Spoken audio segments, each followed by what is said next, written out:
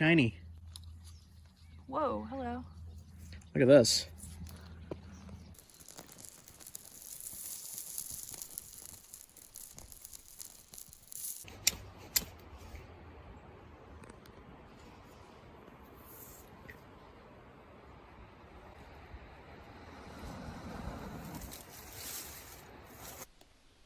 Right there to connect the point.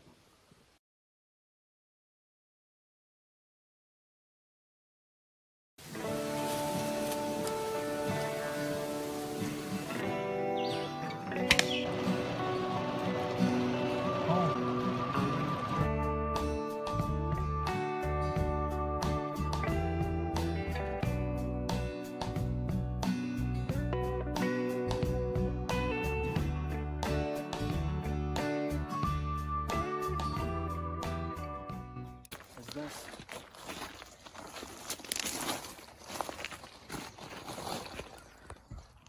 Looks like it'll flake. Give it a try.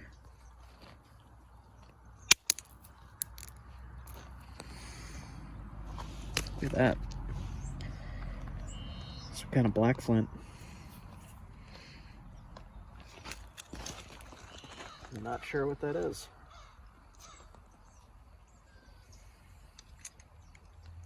Keep that though. One for the effort at least. Interesting black flint. I have no idea what that is. I'm gonna have to look into this area and see if I could get a name. Any fish in there?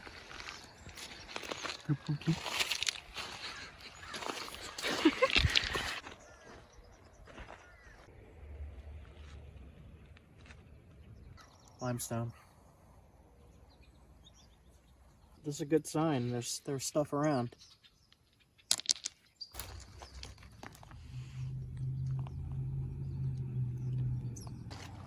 This is a piece of limestone.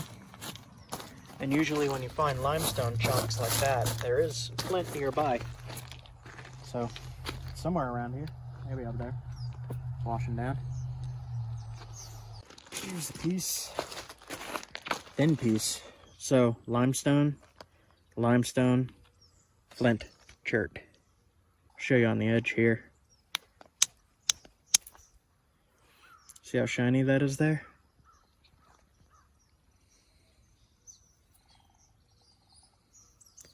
This would be good for like a flint and steel. If you have the steel, you could hit this against it, it'll create a spark. I got some flint, fire steel, char cloth.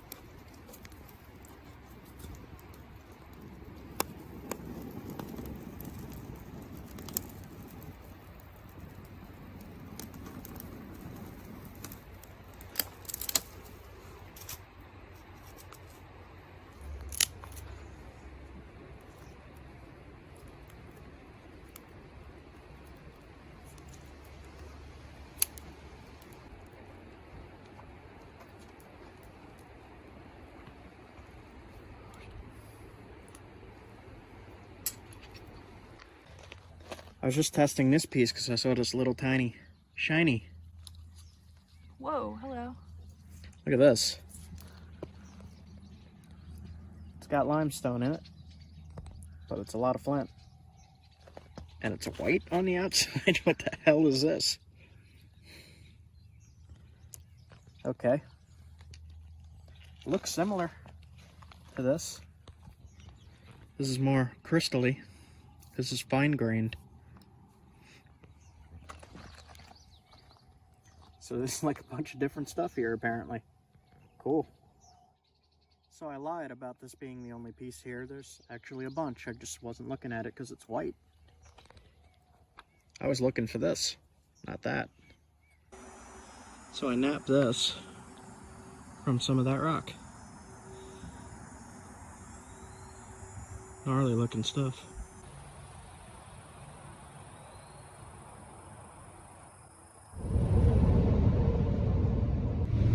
In the wall, huge chunks. Is there? Yeah.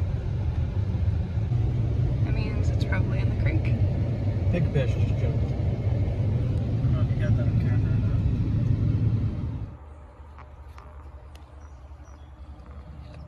We're still heading to the campground, but I decided to stop here. And I found what looks to be a giant piece of flint here. I'll give it a test and see how it looks. Let's try this edge.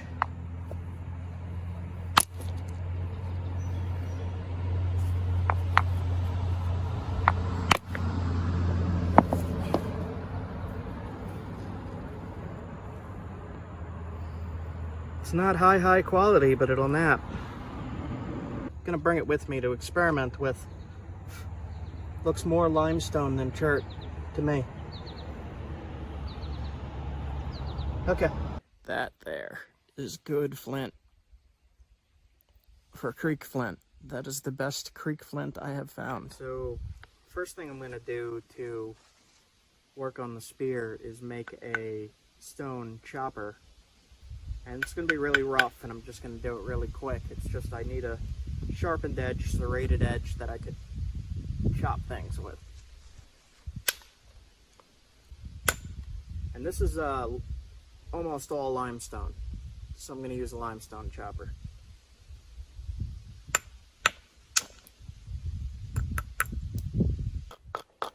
So I'm going to hit this low platform here. It's lower than the rest of the rock. That's where you want to hit. And you want to brace it with your fingers so that when you hit, the shockwave travels down your fingers and makes the flake run along the edge here.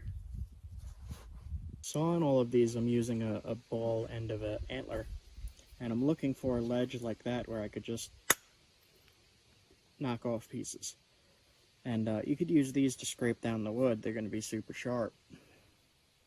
So don't waste any of those. And like I'm almost done with this already. Just need a sharpened edge, really.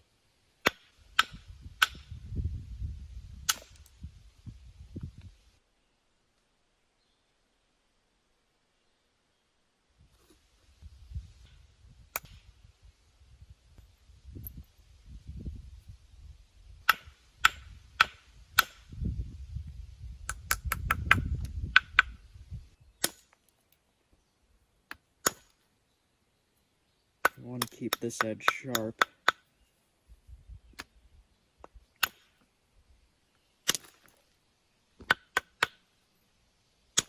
There we go.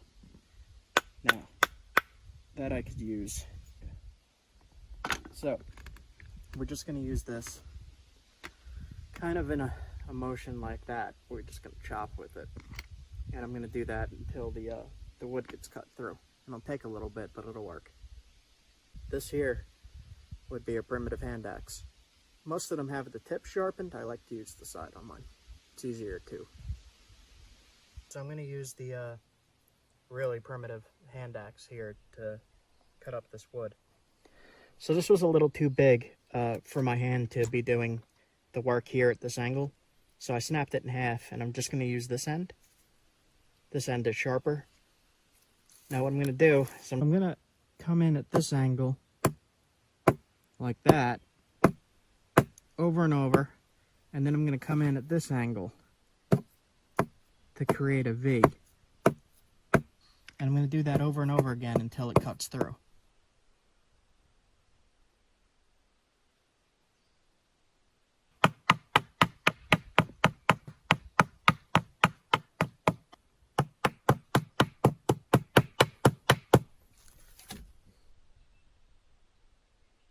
So I cut through a little more than halfway. I'm going to take my big moose antler here.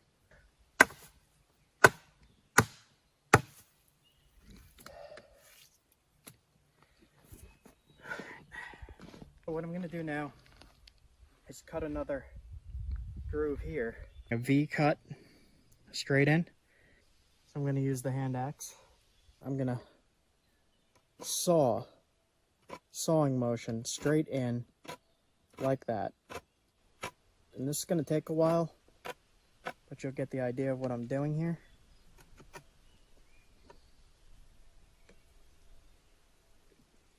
I'm going to use the handle of the antler to knock it out. There we go. You can see it's starting to cut right there, and you just got to go in there and go in there. We have to go to about here. That should be enough. I've been using this primitive hand axe as actually a saw. You can see the sawdust coming out of there. I just keep sawing a little at a time. And I think that's good enough. Take a piece of flint that we collected from the river and nap a spear point out of it. Now hopefully I'll get a good piece out of this.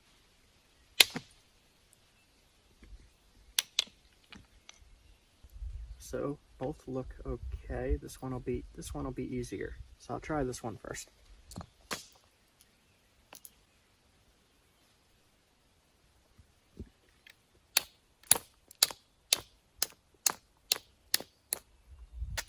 Now for it to be a working spear point, it doesn't have to be much bigger than that. So when I'm doing this, I'm abrading the edges. I'm dulling the edges to make it so that when I hit on these spots that are lower, when I hit on them, it travels along this line and creates a big flake. Same thing, you would hit there and you would hit there. And you just keep doing that over and over again to thin it down. So here is a platform and here is a platform. Those are places you want to hit. It'll follow this line.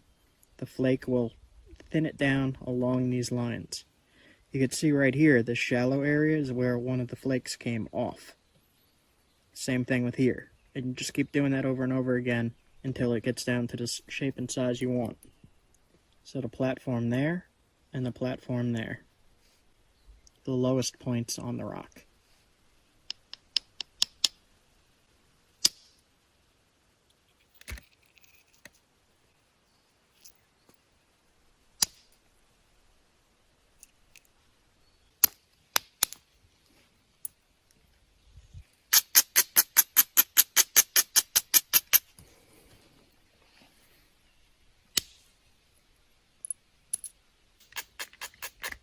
I've ground all the edges so that I could see what I'm doing here. And where I should hit is the low platforms. So there, and there, and there. And when you flip it over, here's a low spot, here's a low, kind of low spot, here's a low spot, low spot. So I'm going to use the indirect method, which is the issue stick under the leg, hit with antler. And that allows more power to be driven into the flakes to push them off, rather than trying to sit there with your wrist or with your shoulder and pushing the flake off with brute strength. You're instead just like that. Pushing the point into the copper tip, and as I press in, I hit with this to get the flake off. You do that all the way down the piece to thin it. So I hit right there.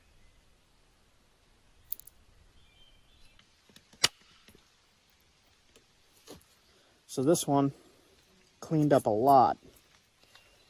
It went almost across the whole thing. And look how much width that took off. So when you pulled it off, it's way thinner.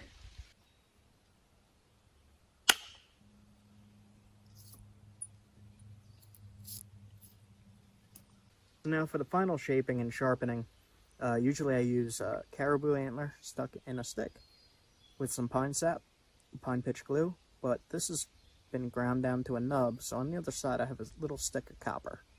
And I'm just going to use that to finish it up. And same thing, I'm just going to zigzag across the piece and push little tiny flakes off. You don't want to take too much off here. So this is what I do for final resharpening. It's just pushing those little flakes off. And this is a pretty good fluted point.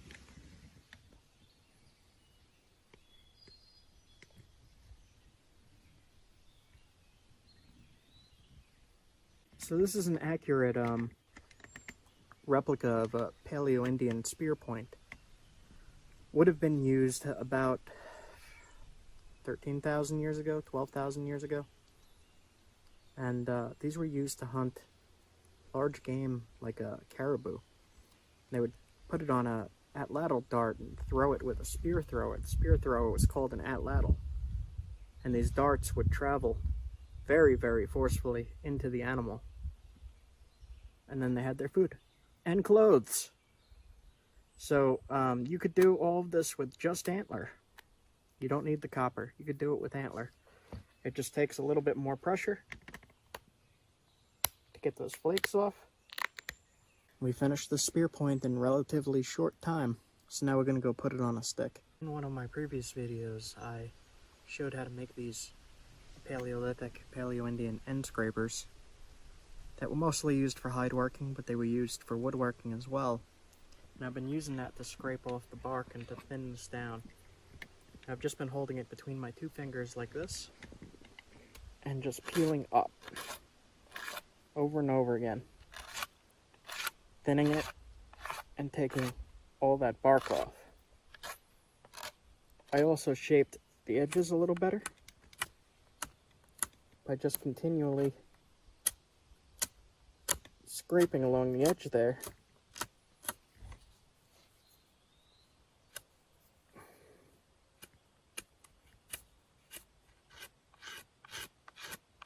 So I've been using my Flintknapping, a braiding stone. It's just a coarse stone. Any coarse stone can do this. And I've just been grinding and sanding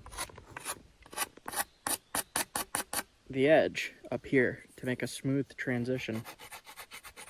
It's just like sandpaper, works exactly the same. Sandstone will do this. Anything that's coarse grained stone will do this.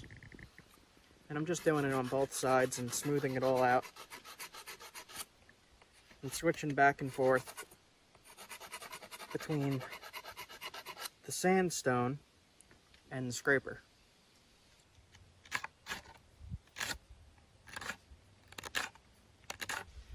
So I also chopped the bottom off, and I chopped some of these nubs off with the chopper. Just kept whacking at it until they came off. What I'm going to do now is fire harden this and try to straighten it a little bit. But when you fire harden it, it makes it so that if you're thrusting into something, it doesn't break. It makes it a lot stronger. So you're going to want to do that to your survival walking stick. So what you're going to want to do is not burn the stick, but rotate it through the fire and keep it moving as much as you can. You don't want to burn the stick, you just want to let the flames touch it. You're heating the wood. So you'll know it's done when it's hot to the touch. You could touch it, but if you keep on too long, it'll burn you. And it should be like that all the way to the tip. Just slightly blackened. Come off on your fingers. So what we're going to do is we need some kind of glue to connect the spear point to the spear. And we're going to make a primitive glue today. You need charcoal and some pine sap. So what you do is you just find a rock with a flat surface and you start busting up the charcoal. You want it to be as fine powder as you could get it. So now what you do is you melt the pine sap onto the charcoal.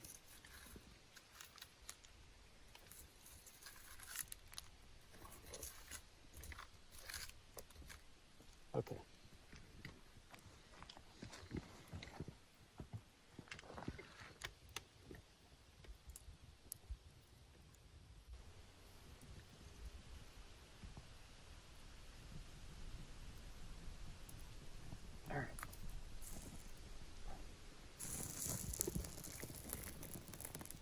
Now you don't want to burn it too much. You just want it to melt.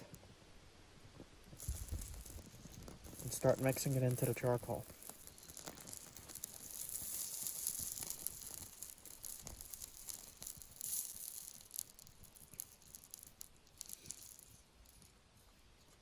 And I'm just going to keep doing that over and over again until it's very liquidy. So now that we've melted the glue, we're going to haft everything together. We're going to put this into the knock here. And you could really glob this stuff on. When it that's hot. When it cools down, it'll dry really hard, really secure.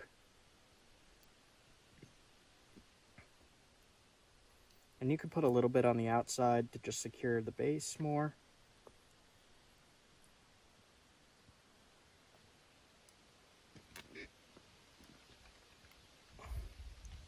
And this will also waterproof this area.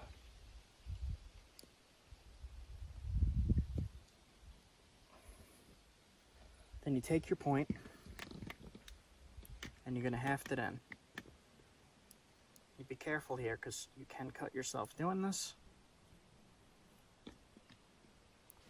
So you're going to want to fit this in as perfectly as it could go. And then you just check to see where the glue is. And before it dries, it's starting to dry, you add more right there to connect the point. And then a little bit right there as well. So we'll set this aside to dry, and we'll figure out what we're going to use as a cordage for that. So before this dries too much, you're going to want some kind of cordage. Ancient peoples used sinew. They would chew the deer tendon in their mouth and wrap it around. I don't have any of that with me. I'm just on a camping trip, but I do have paracord. So we cut the paracord at both sides, and you're going to pull these strings out like that. And then you'll take one of the strands, you lay it in the glue, and you wrap around.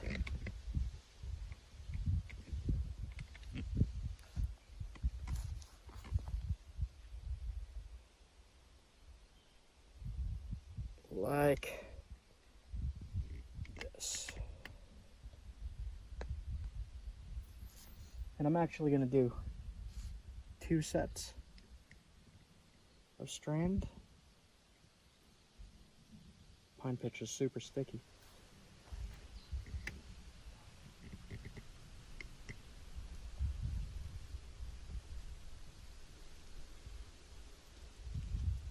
And wrap it around the stick too, so it has to go around the point and around the stick, like that. So what I like to do is take some of the pitch and just put it over top of the cordage. You don't need a lot, just enough to strengthen the cordage as well. And kind of rub it in like that. And you're going to do that on both sides. And this is really starting to dry up.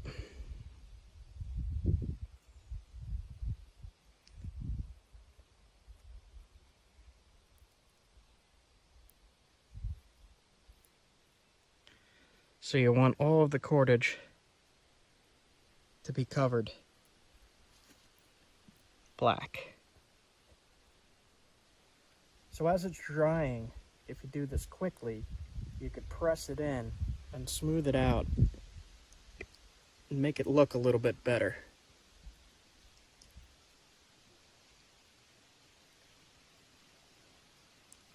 Then you're just going to let it sit. So the spear is finished. It's all dried. Look at that nasty thing.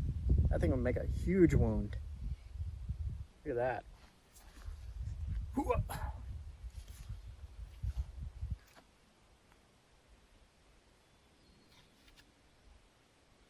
So, with the spear, we used just a fallen branch at the campsite, some primitive pine pitch glue, a fluted point made from, I believe it is Isopus. Now, we didn't have sinew, so we used cordage, but we wrapped that with the pine pitch glue as well, and that'll dry really, really solid. This rope will not break. And now we have a defensive weapon against predators, against large animals if need be, and you have a very long reach with this thing. You have extended reach.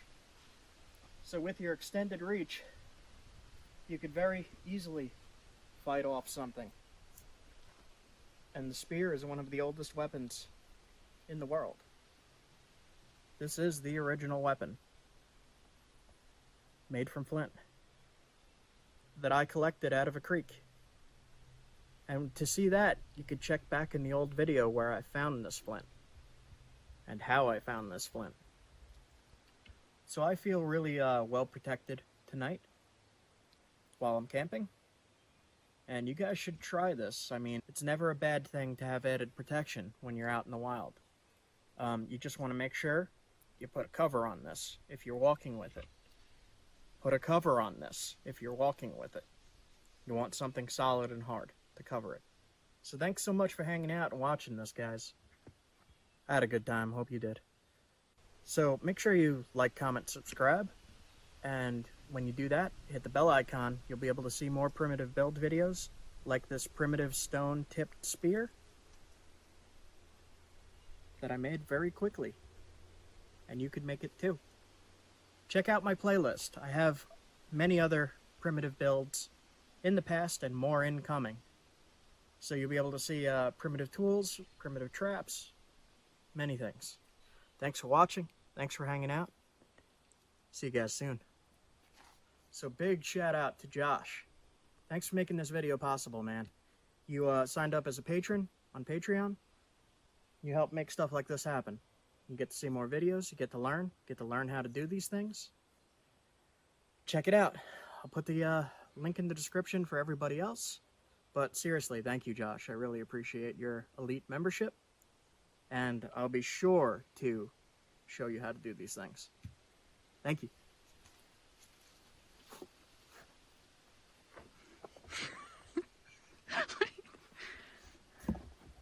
It's the faces I normally make off camera. Mountain food fuel.